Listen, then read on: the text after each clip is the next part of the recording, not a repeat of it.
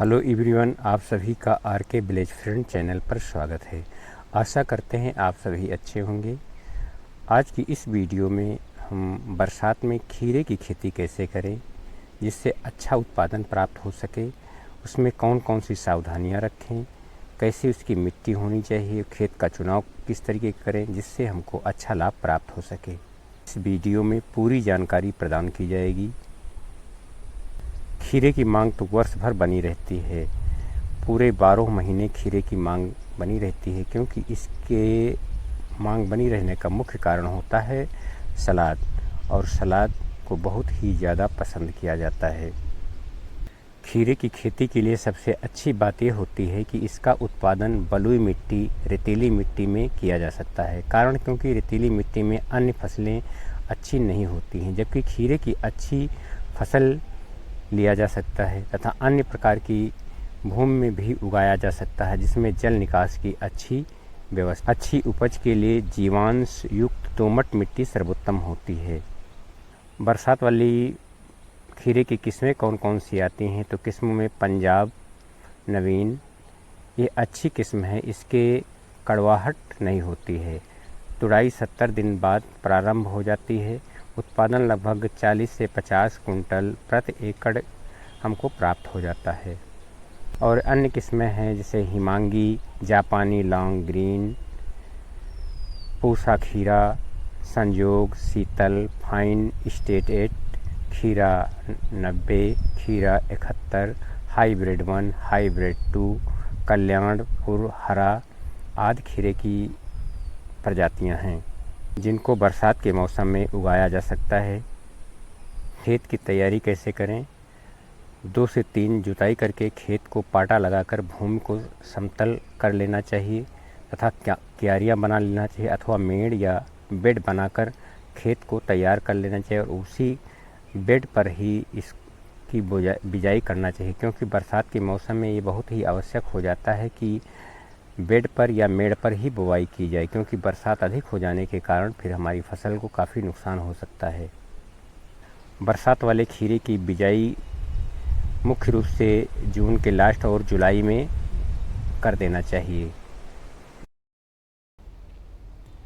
खीरे की खेती के लिए खाद की बात की जाए तो खेत बनाते समय 6 टन गोबर की खाद तथा 20 किलो नाइट्रोजन, 12 किलो फास्फोरस एवं 10 किलो पोटास खेत बनाते समय ही 1/3 नाइट्रोजन का हिस्सा और पोटास एवं फास्फोरस की पूरी मात्रा डालकर खेत को बना लेना चाहिए। बची हुई नाइट्रोजन की मात्रा बिजाई के 1 माह बाद तथा दूसरी 1/3 जो बचती है उसको फूल आते समय ट्रैप ड्रेसिंग कर देना चाहिए। बताई गई मात्रा है 1 एकड़ खेत के लिए पर्याप्त होती है। बरसात में खीरे की खेती करने के लिए सिंचाई की विशेष आवश्यकता नहीं पड़ती है, लेकिन जब बरसात न हो रही हो तो उस समय सिंचाई करना भी आवश्यक हो जाता है। विशेष तौर से जब फूल आते हैं उस समय खेत में नमी बनाए रखना बहुत ही आवश्यक होता है। यदि नमी न हो तो सिंचाई करना आवश्यक होता है। खीरे की खेती में खरपतवार नियंत्रण कैसे करें, तो इसको 3 से 4 बार निराई गुड़ाई कर देना चाहिए। जिस समय वो खर उगाएं उस समय निराई गुड़ाई करते रहना चाहिए, जिससे उत्पादन हमारा अच्छा मिल जाए। यदि हम खीरे की बिजाई नीदरलैंड खीरे की करते हैं तो बहुत ही अच्छा होता है, क्योंकि इसकी मांग होटल में बहुत बनी रहती है, क्योंकि इसमें बीज नहीं होता है। यदि हम देसी किस्म का रोपण करते हैं तो वो उसका यदि रेट 15 से 20 रुपया किलो है तो इसका हमको 25 से 30 रुपया किलो थोक भाव से मिल जाता है। खीरे की खेती के लिए तापमान की बात की जाए तो फूलों को खिलने के समय 13 से 18 डिग्री तापमान अच्छा रहता है तथा पौधे की बढ़वार के लिए 18 से 24 डिग्री तापमान अच्छा होता है। यदि हम खीरे की बात करते हैं कि कौन सा खीरा लगाएं, हाइब्रिड लगाएं या देसी लगाएं, तो हाइब्रिड खीरे का उत्पादन तो काफ़ी मिल जाता है, लेकिन जो देसी खीरा होता है उसमें उपज तो हमको कम मिलती है, लेकिन उसका रेट अच्छा मिल जाता है। इतना ज़रूर हमको लाभ मिल जाता है। तो इस तरीके से जैसी मांग हो उस हिसाब से हमको लगाना चाहिए, क्योंकि हमको जो हाइब्रिड खीरा होता है उसमें उत्पादन तो अच्छा मिल जाता है। और एक बात का और विशेष ध्यान रखना चाहिए, बरसात में खीरे की खेती के लिए हमको खेत के ऐसे खेत का चुनाव करना चाहिए जिसमें पानी का भराव ना हो, या पानी भर जाता है तो उसको निकलने की भी व्यवस्था होनी चाहिए।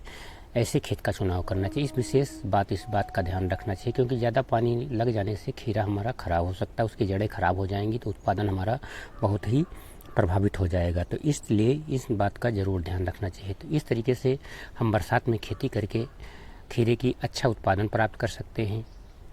यदि वीडियो पसंद आई हो तो एक लाइक कर दीजिए, तथा चैनल पर पहली बार आए हों तो चैनल को सब्सक्राइब कर दीजिए। इसी तरीके की जानकारी से भरी वीडियो के साथ फिर मिलेंगे। तब तक के लिए नमस्कार। वीडियो देखने के लिए बहुत बहुत धन्यवाद।